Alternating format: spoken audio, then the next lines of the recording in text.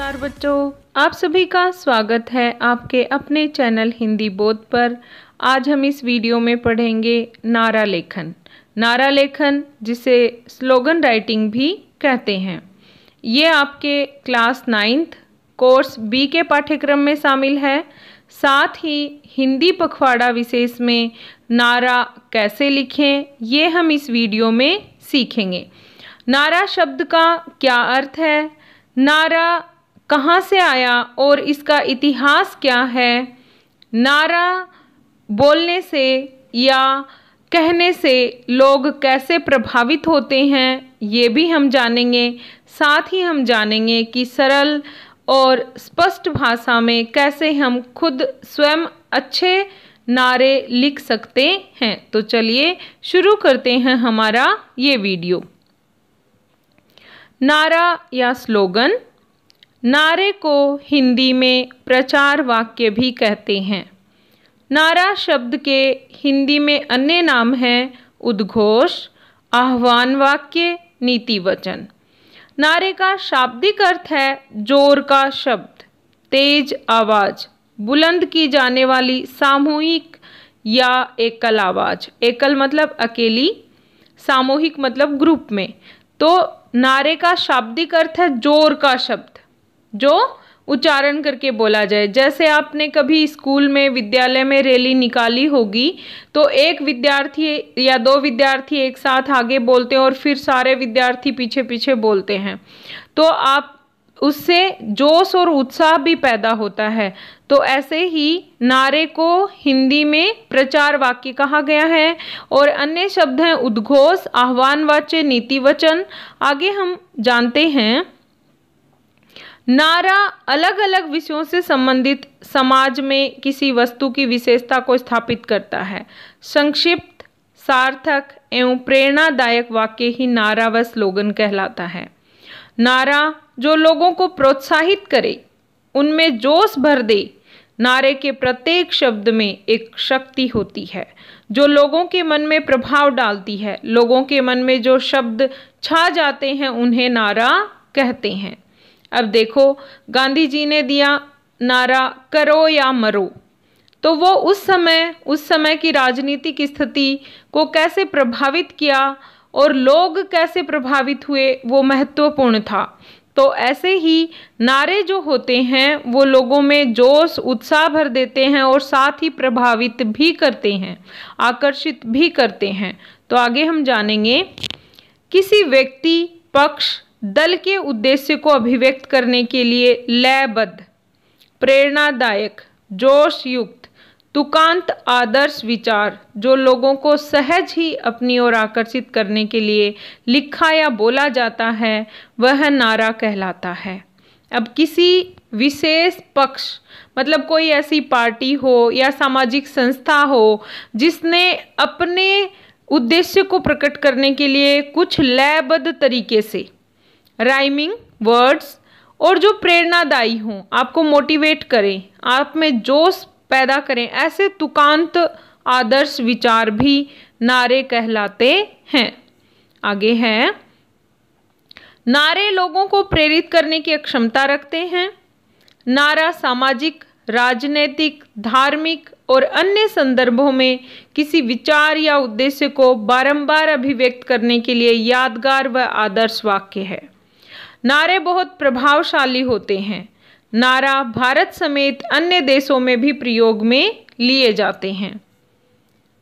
अब यहाँ पर नारा लेखन का एक इतिहास है। प्राचीन काल में नारों का प्रयोग किया जाता रहा है जो लोगों को प्रेरित करने की क्षमता रखते हैं। जैसे करो या मरो, तुम मुझे खून दो मैं तुम्हें आज़ादी दूंगा, वंदे मातरम। ऐसे उस समय के बहुत सारे नारे हैं जिन्होंने भारतीय राजनीति में एक मुख्य भूमिका निभाई थी। आगे है, हमारे देश में आज़ादी के वक्त भी बहुत से नारे प्रचलित थे जिन्होंने लोगों को प्रभावित किया व स्वतंत्रता के आंदोलन से जुड़ने के लिए लोगों को प्रेरित किया, मोटिवेट किया।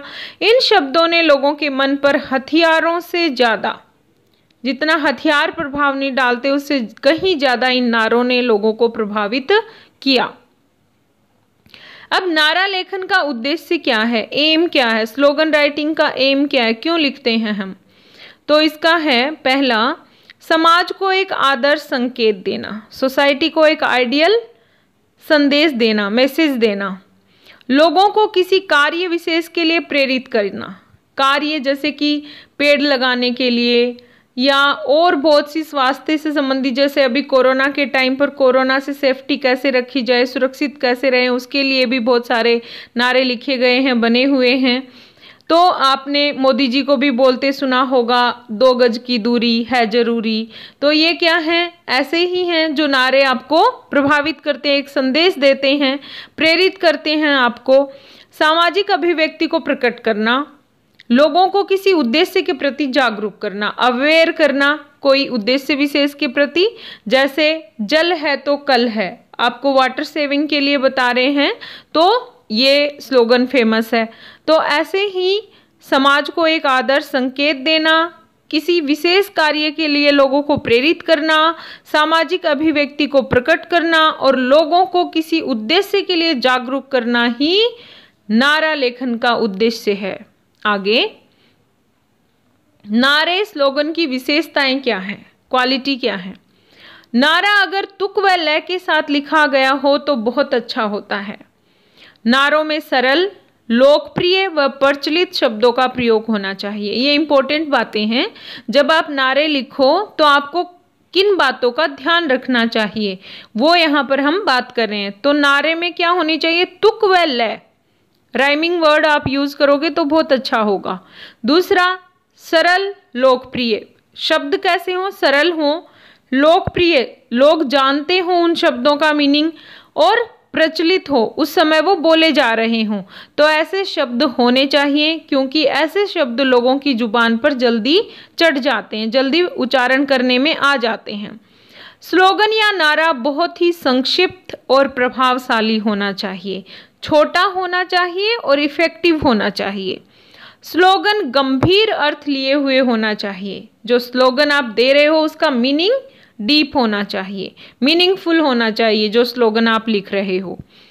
नारे की शब्द सीमा अधिकतम 10 या 12 शब्दों की होनी चाहिए। इसमें बताया है कि वर्ड लिमिट भी कितनी हो, 10 से 12। नारे में हमेशा एक आदर्श संदेश होना चाहिए जो लोगों को प्रेरित व जागृत कर सके। मौलिकता, रचनात्मकता व आकर्षक शब्दों का प्रयोग होना चाहिए। आप ये देखो, जैसे कि कोई कंपटीशन स्कूल में, विद्यालय में होता है, तो आप क्या करते हो, गूगल में सर्च करते हो और जो रिपीट हो चुके हैं, बार बार लिख चुके हो, उन्हीं को आप फिर से लिख लेते हो। मेरा ये वीडियो बनाने का उद्देश्य यही है कि आपको जो खुद अपने आप से जो भाषा आती है, आपके पास जो शब्द हैं, उन्हीं को यूज़ करते हुए आप नारा लिख पाओ। तो इसमें आप पुराने जब भी देखते हो तो गूगल तो वही दिखाएगा, वही आप दोबारा दोबारा लिख लेते हो। तो यही कहा है, मौलिकता, रचनात्मकता व आकर्षक शब्दों का प्रयोग करना चाहिए। शब्दों का उचित चयन व आपसी तालमेल आवश्यक है। पर्यायवाची शब्दों का प्रयोग किया जाना कर सकते हो आप। पर्यायवाची कोई भी शब्द, जैसे पानी, पानी की जगह जल का भी प्रयोग आप कर सकते हो। तो ये इसमें बताया गया है कि आप नारे लिखो तो किन बातों का ध्यान रखो। आगे है, नारा लेखन का क्या फायदा है। नारों के माध्यम से बहुत कम शब्दों में अपनी बात को जन जन तक पहुंचाया जा सकता है। आप एक छोटे से शब्द में, एक लाइन में आप अपनी बात को लोगों तक पहुंचा सकते हो। लोकप्रिय नारे समाज में परिवर्तन की क्षमता रखते हैं। जो फेमस हो जाते हैं वो नारे लोगों में और समाज में परिवर्तन की ताकत रखते हैं। नारों का असर बहुत तीव्र व जल्दी होता है, बहुत फास्ट होता है। नारे शब्द रूपी वो हथियार हैं जो जिस मकसद से लिखे या बोले जाते हैं उस मकसद को जल्दी पूरा करते हैं। नारे लोगों को प्रेरित करने के लिए जोर जोर से व बार बार दोहराए जाते हैं, जिससे लोगों पर इसका असर जल्दी होता है। आगे है, हिंदी दिवस पर विशेष, ये मैंने लिखे हैं खुद से। तो अब हम जानेंगे कि कैसे आप भी लिख सकते हो, क्योंकि मैंने हिंदी पखवाड़ा या हिंदी भाषा विशेष पर ही मैंने लिखा है, तो हम जानेंगे। पहला मैंने लिखा हिंदी भाषा भारत की परिभाषा। अब देखिए यहाँ भाषा परिभाषा तो राइमिंग वर्ड है, तो ऐसे ही आप अपने आप से स्वयं सोच सकते हो। आगे है भारत को आगे बढ़ाना है, जन जन को हिंदी पढ़ाना है। अगर आप भारत तभी आगे बढ़ सकेगा जब पूरे भारत की भाषा एक होगी या कम से कम संचार का माध्यम हिंदी होगी। तो ये हम एक दूसरे से बात कर सकें, समझ सकें, तभी तो हम अपनी बातों को, विचारों को अच्छे से स्पष्ट तरीके से एक दूसरे को समझा सकते हैं। तो इसके लिए है भारत को आगे बढ़ाना है, जन जन को हिंदी पढ़ाना है। आगे है हिंदी भारत माँ के माथे की बिंदी। ये आप पहले भी बहुत बार सुन चुके होंगे या कहीं और भी पढ़ा होगा, तो ये मैंने लिखा है। आगे है आओ हिंदी भाषा अपनाएं, भारत माँ का गौरव बढ़ाएं। इसमें भी आप राइमिंग वर्ड देख रहे हो और साथ ही इसमें आप शब्द भी देख सकते हो कि अच्छे से हैं। अगला है हिंदी हिंद का अभिमान। हिंदी हिंद का अभिमान है। आगे है हिंदी दिवस वो पर्व जिससे करे हिंदी पर गर्व। इसमें भी आप राइमिंग वर्ड देख रहे हो। आगे है हिंदी भारत माँ का मान है, हम सबका स्वाभिमान है। आगे ये था हमारा आज का वीडियो। अगर आपको अच्छा लगे तो लाइक ज़रूर करें और चैनल पर नए हैं तो सब्सक्राइब करें। Thank you.